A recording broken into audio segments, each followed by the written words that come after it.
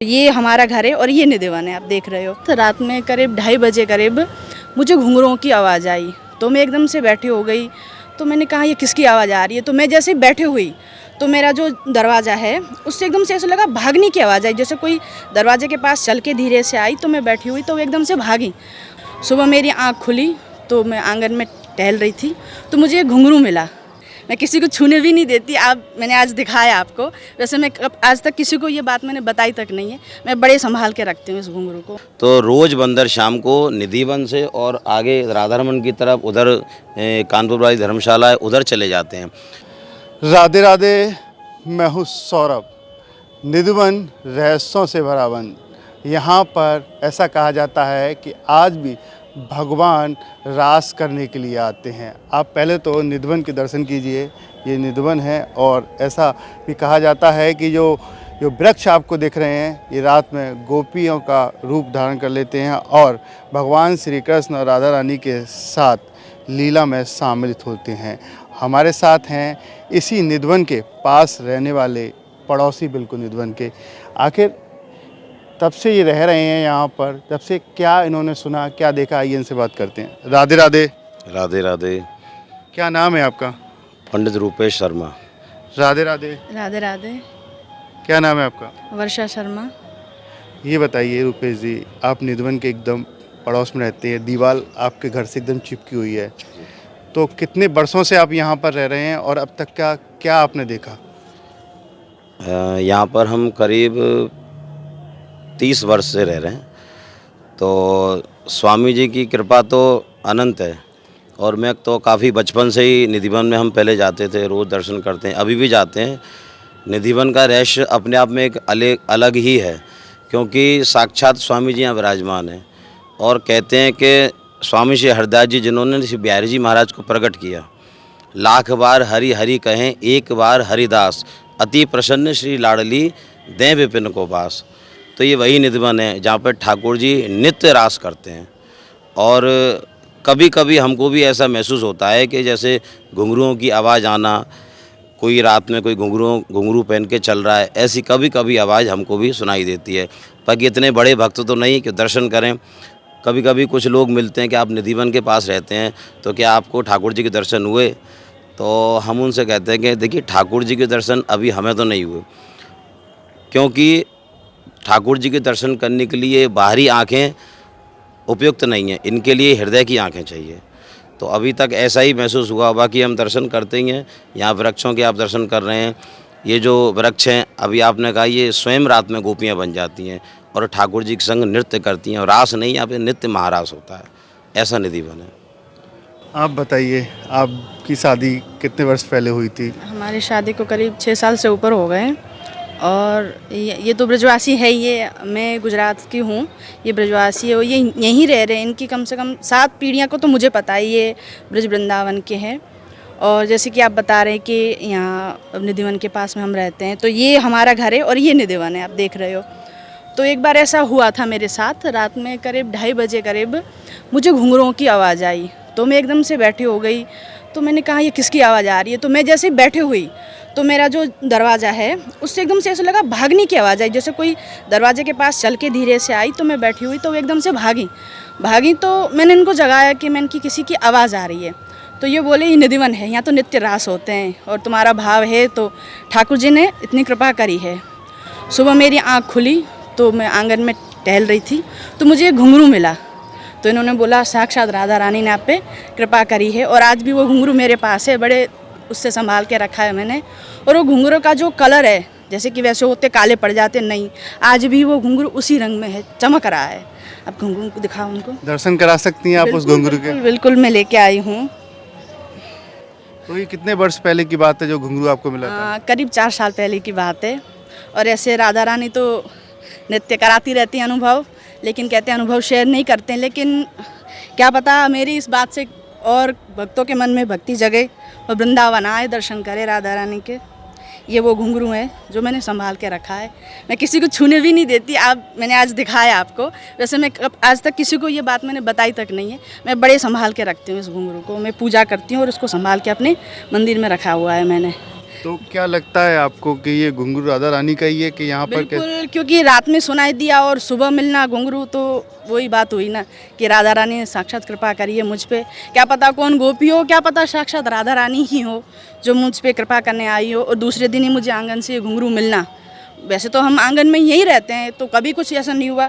उसी रात सुनाई देना और दूसरे दिन ही घुंघरू मिलना, वो भी सुबह में ही, तो मेरे लिए बहुत बड़ी बात है। और राधा रानी ने साक्षात कृपा करी है और ये ब्रजवासी हैं, और मुझे भी सौभाग्य मिला कि मैं ब्रजवासी बनी हूँ, तो ये राधा रानी की कृपा है।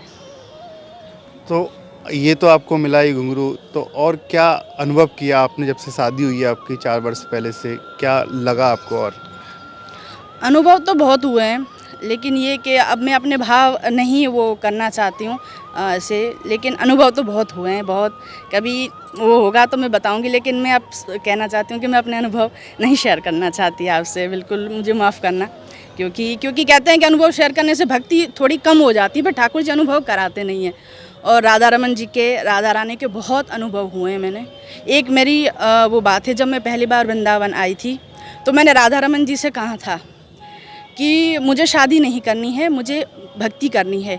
लेकिन कहते हैं, हमारे गुजरात में कहते हैं कि घर जला के तीर्थ नहीं होते हैं। तो मैंने कहा, ये ठाकुर जी मुझे रहना तो वृंदावन में है, लेकिन एक औरत जात हूँ, मैं लड़की हूँ, तो मैं ऐसे वृंदावन में अकेले नहीं रह सकती। तो आप मुझ पर कृपा करो, आप साक्षात मुझे मिल जाओ। तो मुझे स्वप्न में दर्शन हुए थे राधा रमन जी के। मैंने इनको पहले कभी देखा नहीं था, मुझे स्वप्न में ये पहली बार दिखे थे। तो मैंने उसी दिन उसी समय मैंने इनको अपना पति माना था, और बाय चांस फिर मैंने इनको देखा तो मैंने कहा ये तो वही है जो मैंने सपने में देखे। और राधा रानी की ये कृपा हुई कि इन्होंने भी हाँ कर दी। ये भी कहते थे कि मुझे एक भक्त चाहिए जो भजन करे, जो इन दुनिया में मोह माया में ना हो। और ठाकुर जी की रजा हुई, राजी हो गए हम, तो शादी हो गई। और मैं तो इनसे कभी नहीं कहती जैसे कि आप तुम तू करके, ऐसे मैं बात नहीं करती ना। मैं कभी इनका ना, मैं इनसे हमेशा कहती हूँ राधा रमन या जय जय करके मैं इनसे बात करती हूँ। तो मैं इनसे हमेशा जय जय या महाराज जी ऐसे ही शब्द में बोलती हूँ। आजकल जैसे नाम लेते हैं पतियों का, मैं बिल्कुल भी नाम नहीं लेती, आज तक भी नाम नहीं लेती। और इनके नाम से भी कोई आ जाता है तो भी मैं कहती हूँ कि आपके नाम का कोई आया है, नाम नहीं लेते हमारे। और मेरी तो साक्षात राधा रमन है ये, तो मैं तो कहती हूँ मुझे तो भगवान मिल गए वृंदावन। ब्रजवासी स्वरूप ही भगवान का ही होता है। बिल्कुल, मुझे तो पहले इनका स्वप्न में दर्शन हुआ था, मैंने कभी इनको नहीं। मैं गुजरात में रहती हूँ भुज, और कहाँ वृंदावन, मैं तो कभी वृंदावन आई भी नहीं थी, पहली बार आई थी। और ये मेरा अनुभव है जो मैंने आपसे बताया। आप बताइए, 30 वर्षों में आपने घुंघरू की आवाज़ सुनी, कोई ऐसा कहा जाता है कि जो रुकता है या कुछ देखता है वो मरा हुआ मिलता है या बोलने लायक नहीं होता, ऐसा कभी हुआ है आपकी नज़र में? बिल्कुल हुआ है। एक मतलब ये तो हम नित्य देखते हैं कि शाम को हमारा नित्य राधा रमन जी जाना होता है, तो शाम को यहाँ से बंदर कहते हैं ना शिफ्ट हो जाते हैं दूसरी जगह। तो रोज़ बंदर शाम को निधिवन से और आगे राधा रमन की तरफ उधर कानपुर वाली धर्मशाला है उधर चले जाते हैं। और हम तो रात्रि में भी निधिवन जाते हैं, शयन करा के आते हैं। हमारी जो माता जी हैं उनकी तो वृंदावन में जब से यहाँ रहने आई हैं उस दिन से और आज तक रोज़ प्रातःकाल उनको निधिवन की आरती करनी है। और शुरू में तो मतलब सुबह श्रृंगार आरती और शाम को संध्या आरती दोनों में निधिवन जाती, लेकिन थोड़ा स्वास्थ्य अनुकूल ना होने के कारण अब सुबह तो अभी भी जाती हैं। रोज़ निधिवन में आप सुबह जाएंगे तो श्रृंगार आरती से पहले रोज़ कीर्तन होता है, तो कीर्तन में हमारी माताजी जाती हैं, रोज़ भजन इत्यादि गायन करती हैं और रोज़ निधिवन जाती हैं। और स्वामी जी साक्षात संगीत के शिरोमणि हैं। आपने सुना होगा कि बैजू बावरा, तानसेन आदि कलाकार यहाँ आकर उनसे शिक्षा प्राप्त करी। और श्री जी की कृपा से, स्वामी जी की कृपा से मैं भी भजन गायक हूँ और थोड़ी सी ठाकुर जी की भजन के द्वारा सेवा करते हैं। भजन एक होता है माला फिरा के भजन करना, एक होता है कि ठाकुर जी को पद गा कर जाना। तो माला तो हम फेरते नहीं हैं, क्योंकि मेरा ऐसा भाव है कि जो ठाकुर जी आपको अनगिनत देता है उसको हम गिन के कैसे दें। कोई पद आप सुनाना चाहते हो जो ठाकुर जी को ले जाना चाहते हो? पद तो इतने पद हैं कि मैं आपको क्या सुनाऊं, सुनाते ही रहते हैं। ठाकुर जी को नित्य श्री राधा रमन लाल की सेवा मुझे मिलती है। मैं शाम को रोज़ राधा रमन जी जाता हूं। जैसे मेरे कार्यक्रम भी होते हैं तो कोई पूछता है महाराज जी आप कहाँ विराजते हैं, तो मैं उनसे एक ही बात कहता हूँ कि आप 8 बजे के बाद श्री राधा रमन मंदिर में मिलिएगा, मेरा वही घर है। मैं किसी को अपने घर का पता नहीं देता हूँ। फ़ोन नंबर चाहिए तो आप ले लीजिए, लेकिन मेरा पता कि शाम को रात्रि 8 बजे के बाद मैं आपको राधा रमन जी में मिलूँगा। तो आप भजन संध्या भी करते हैं जाके? जी, भजन संध्या करते हैं, श्रीमद् भागवत करते हैं। और तो जो लोग आपसे कराना चाहते हैं भागवत या फिर भजन संध्या, उनको कोई नंबर आप देना चाहते हो? हाँ, तो हमारा फ़ोन नंबर है और आपके चैनल के माध्यम से, आपका चैनल तो बहुत विस्तार पूर्वक चैनल है, बहुत बड़ा चैनल है और इस पे करोड़ों दर्शक हैं आपके, लाखों दर्शक हैं, लाखों फॉलोअर्स हैं। और मैंने आपके वीडियोस भी देखे थे, बहुत सुंदर सुंदर भक्तों की भावनाएं आप रिकॉर्ड करके सब तक पहुंचाते हैं। आपका भी माध्यम भजन से ही प्रेरित है और तभी मैंने आपको ये इंटरव्यू देने के लिए हाँ भी करी कि ऐसे ठाकुर जी की कृपा है। ठाकुर जी की कृपा है, लेकिन उसको ठाकुर जी से जोड़ने का माध्यम आजकल का जो नया ट्रेंड है, मैं देख रहा हूँ रोज़ इंस्टाग्राम पे नई नई रील्स आती हैं, छोटे छोटे बच्चे भक्ति में लीन हो रहे हैं। बहुत अच्छी बात है, ट्रेंडिंग चल रही है, एक रील अलग से चल रही है कि छोटे छोटे बच्चे भी मैंने देखे हैं, 2-2, 3-3 साल के बच्चे भगवत गीता के श्लोक बोल रहे हैं। तो ये हमारा सनातन धर्म है और मैं चाहूँगा कि हर बच्चा इस लाइन में आए। और आपने अभी मेरे बेटे का भी इंटरव्यू लिया, तो वो भी खूब अच्छा भक्त है श्री राधा रमन लाल जी का और खूब भक्ति करता है, खूब भजन करता है। रोज़ राधा रमन भी जाके ये भी कीर्तन करते हैं और ये प्रवचन भी करते हैं, काफ़ी श्लोक भी ये बोलते हैं, गोपी गीत भी बोलते हैं। जैसे आपने अभी इनका कल इंटरव्यू लिया ही था, ये भी इन पे भी राधा रमन लाल की स्वामी जी की पूर्ण कृपा है। मैं भी बचपन से निधिवन जाता था, मुझे संगीत का इतना ज्ञान नहीं था।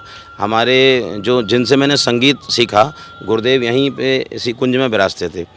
एक तरीके से देखी जाए तो हम स्वामी जी के पड़ोसी भी हो गए, क्योंकि स्वामी जी की हमारी एक ही दीवार है। तो बचपन से हम निधि बन गए हैं, स्वामी जी की अनंत कृपा। कोई ज़्यादा रियाज नहीं किया, ज़्यादा संगीत सीखा नहीं, लेकिन ठाकुर जी की, श्री स्वामी जी की, राधा रमन लाल की, बिहारी जी की इतनी कृपा है श्री जी की कि जहाँ भी जाते हैं बहुत अच्छे कार्यक्रम होते हैं और सबको आनंद आता है।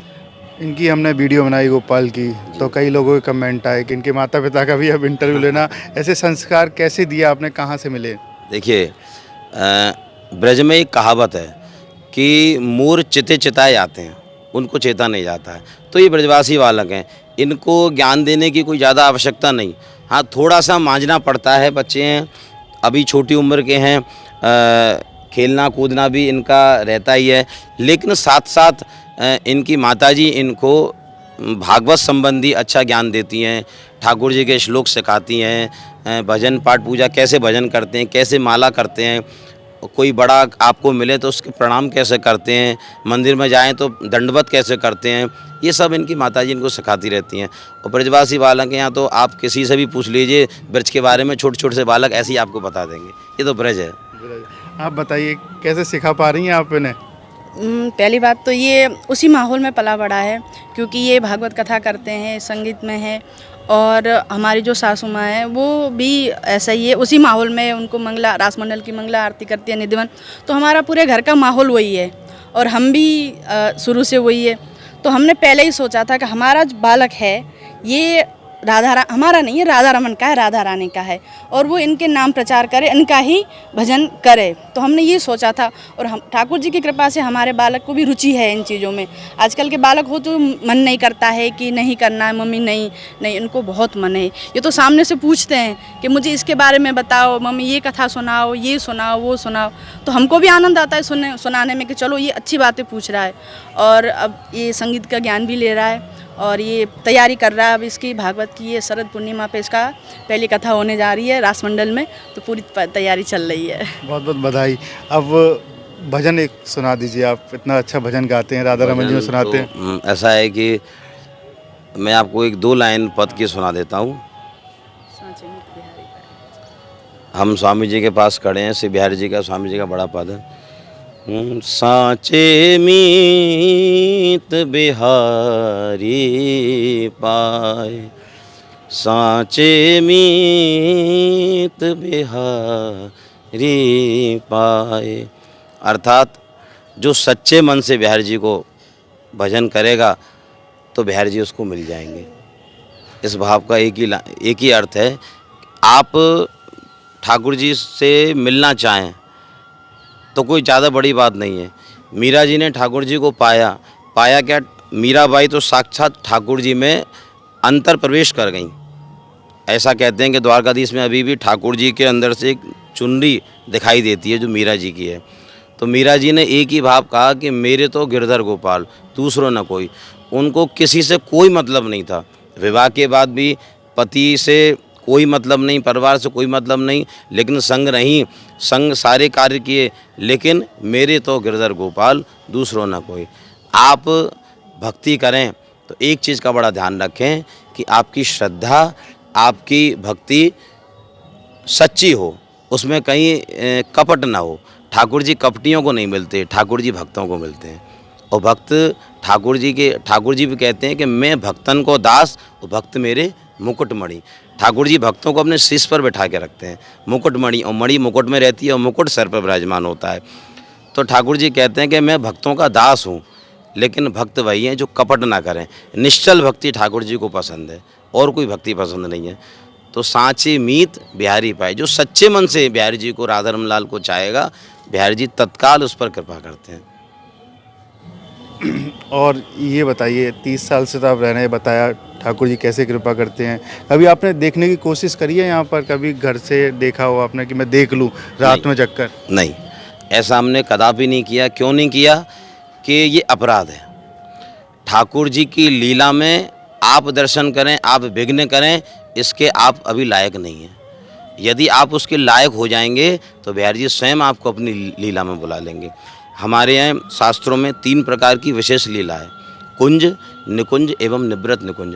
तो इन कुंजों में भी, इन लीलाओं में भी बड़ा अंतर है। तो कुंज लीला में ठाकुर प्रिया प्रीतम, उनके ग्वाल बाल, सखियाँ, गोपियाँ, गाय, बछड़े, बंदर, मोर इत्यादि सब रहते हैं, सब उस लीला का आनंद लेते हैं। ये हुई कुंज लीला। उसके बाद निकुंज लीला।